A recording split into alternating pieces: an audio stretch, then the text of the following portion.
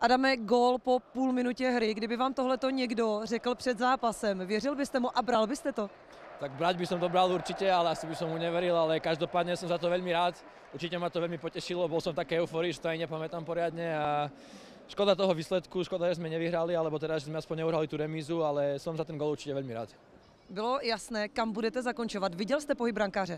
Tak ja som videl, že sa vlastne pohol od tej pravej strany, čiže už som to potom len sa snažil trafiť dobre a vyšlo to, čiže chvála Bohu. No. Kdo zaslouží větší kredit? Spáčil za to vyvezení balónu, anebo Kučera za to, jak vám to tam dal? Tak ja si myslím, že obidva. Co se týče toho gólu, střílel jste proti tribuně Sever. Chutná to třeba hráči o to víc? Ešte raz, ako prosím vás? Střílel jste proti tribuně Sever. Chutná to hráči o to víc? Tak ako...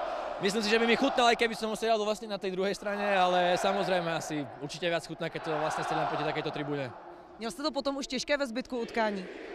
Tak určite Slavia je kvalitný super, čiže myslím si, že určite to bolo ťažké, ale snažili sme spraviť maximum, vyťažiť z toho maximum a bohužiaľ nepodarilo sa to, ale tak verím, že ďalšie zápasy zvládneme a že budeme bodovať naplno.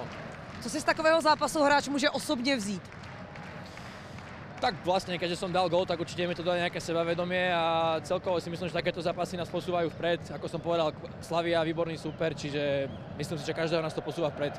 Trenér David Horejš říkal, že jste odehrál famózní zápas, že to byl skvělý výkon ve vašem podání. Oplatíte mu lichotku?